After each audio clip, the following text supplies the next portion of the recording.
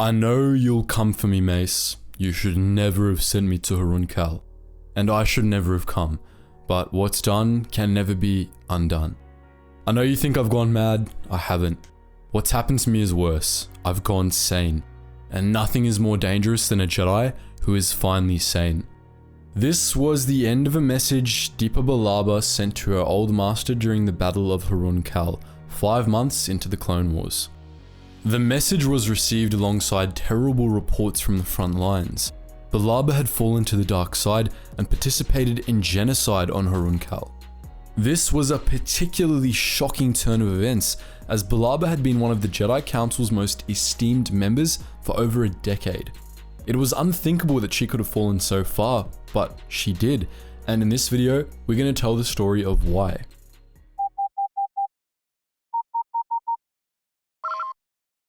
Attention, Sergeant on deck! First, we should quickly note that the following story is exclusively Legends. On this channel, we generally like to reconcile Legends and canon when it comes to the Clone Wars, but that simply isn't possible in the case of Dipper Billaba. In canon, Billaba was the master of Caleb Dume, who would go on to become Kanan Jarrus, and this role obviously became incompatible with the superior story from Legends that we're about to tell. So with that out of the way, let's dive right into things. Depa Billaba was a Shalaktan, trained as a Padawan by none other than Mace Windu. Windu was proud of her as Billaba quickly became incredibly skilled both in use of the Force and in lightsaber techniques.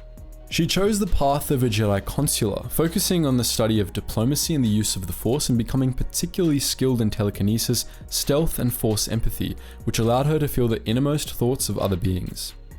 Windu's influence also led her to become extremely adept at lightsaber combat, and she was one of only a handful of Jedi that mastered Vapad, a variant of lightsaber form 7 developed by Windu and Sora Bulk.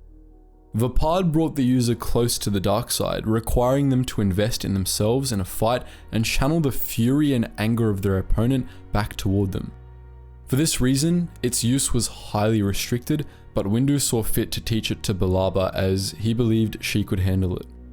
Billaba was made a Jedi Master just a few years after becoming a Jedi Knight, and she ended up being one of the youngest Masters to ever sit on the Jedi High Council. She became renowned as one of the Jedi Order's finest, an exemplary Jedi consular and second only to Yoda in terms of her ability to feel the thoughts of others. As the years went by, she also remained close with Mace Windu, her old master, who she viewed as a father figure. When the Clone Wars broke out on Geonosis, Billaba was not among the Jedi Mace Windu led to the Petranaki arena. She instead chose to stay behind and safeguard the temple just in case. After Geonosis, she and the other Jedi were made generals in the Grand Army of the Republic, something she found disquieting. As she saw it, the Jedi weren't suited to be generals. If they were to succeed as generals, she believed they would have to stop being Jedi, something she was initially unwilling to accept. But as the Clone Wars went on, her views of the situation began to shift. Like most of the other Jedi, she began to see the Confederacy of Independent Systems as a thoroughly evil force, one it was crucial they protect the Republic against. Billaba started to believe that it was, perhaps, better for the Jedi to start acting more like generals so as to defeat the Separatist threat faster. In particular, she started to resent her old master's decision to infiltrate the arena on Geonosis instead of orbitally bombarding it, as any competent strategist would have done. The deaths of the entire Separatist leadership would have outweighed the loss of 2 Jedi and a Senator, and it would have ended the Clone Wars before they began. This outlook caused a rift to form between her and Windu saw such beliefs as dangerously close to the dark side. 5 months into the Clone Wars, Mace Windu sent Billaba and a small unit of clones to his homeworld, the remote planet Harun Kal. For years, Harun Kal had been consumed by the Summertime War, a recurring local conflict fought between the jungle-dwelling Force-sensitive Korunai and more recent setters, the Balawai. The Balawai government was considered to be the official government of Harun Kal, and they had decided to join the Confederacy. The Korunai, Mace Windu's people, however, still opposed them, and Windu believed they could be rallied to capture the planet for the Republic. Billaba was sent to make contact with the Korunai and help them win the Summertime War. At first, things were going well. Billaba met with Kar Vastor, the the last survivor of Clan Windu, alongside whom she formed the Upland Liberation Front, a loyalist Koronai militia. Their campaigns against the separatist-backed Balawai were promising, giving the Jedi cause for hope. Due to metal-eating fungi present on Hurun Kal, the Confederacy was unable to send the Balawai droid reinforcements, which also meant that, if Bilaba's mission was a success, it would be incredibly difficult for them to retake the planet. But the Summertime War, the conflict in which Billaba had been sent to intervene, was harsh and brutal, and this began to affect the Jedi Master. Decades of fighting had led the Koronai and Balawai to despise each other, and fighters on both sides derived pleasure from committing atrocities against the other. Civilian massacres, gang rapes, and small-scale genocide were all common on Hurun Kal. Ka Vastor, Bilaba's Koronai liaison, was prone to encourage these atrocities. His clan had been massacred by the Balawai, leaving him to survive alone in Hurun Kal's jungles for a time. Being alone, unarmed, and without supplies in those jungles was considered a death sentence, but Vastor managed to master his surroundings, exchanging his ability to speak for power in the Force. In doing so, it is said that he took on the bloodlust of the monstrous beasts that stalked Hurun Kal, a bloodlust directed toward the Balawai. Billaba, as we mentioned earlier, was second only to Yoda in terms of Force empathy, and the strong emotions that Vastor and the Koronai broadcasted began to give her headaches and nightmares.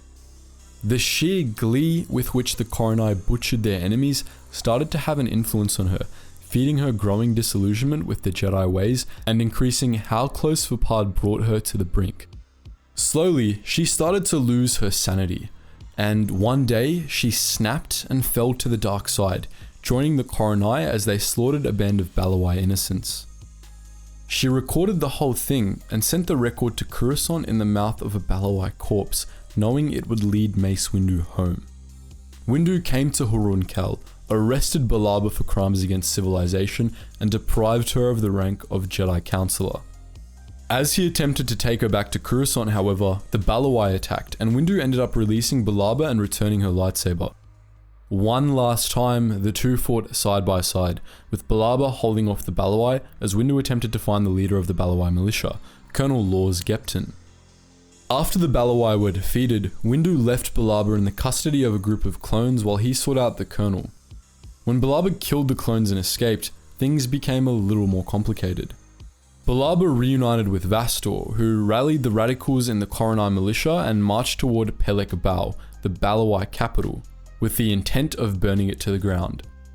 Wanting to stop the bloodshed once and for all, Windu and several of his fellow Koronai went to Pelek Bau instead, where they surrendered to Colonel Gepton and at length convinced him to ally with them to stop Vastor. By that point, Vastor, Billaba and their followers had arrived, and they started to burn down Pelek Bau, slaughtering any Balawai civilians they could find. Vastor, Billaba and the Ak Guards, 8 highly skilled Force sensitives trained by Vastor, made for Windu's position, hoping to kill the Balawai leadership. But Windu and his allies held their ground against Vastor, Billaba and their followers. They successfully killed all 8 of the Ak Guards, but as each of them died, Billaba drew on their power, feeding onto it to strengthen herself, a dangerous dark side technique.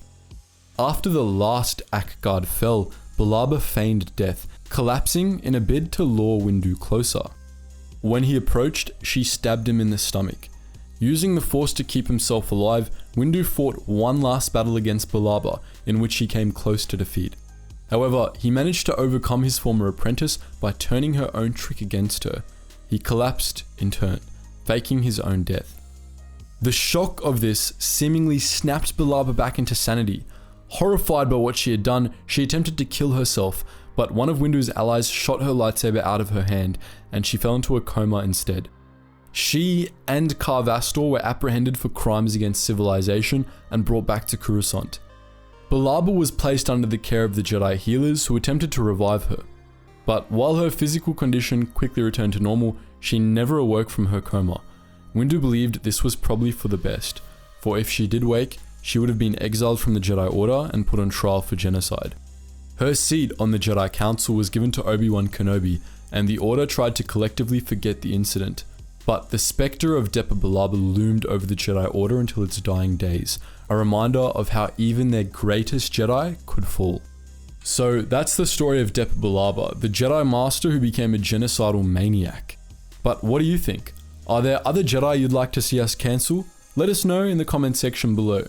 And before you run away, make sure you consider joining our wider community, including our Patreon, where you can talk to myself and the entire team in a behind the scenes Discord, and our main Geetsly's Discord, where you can do the same thing except with the wider Star Wars community, and also our Geetsly's gaming network, where you can actually play games with our Star Wars community. And if you want to listen to some of the music we use in this video and in a lot of the previous videos on this channel, make sure you check out our Relax Jack music channel. Anyways guys, as always, thank you so much for watching, and I hope to see you in the next video.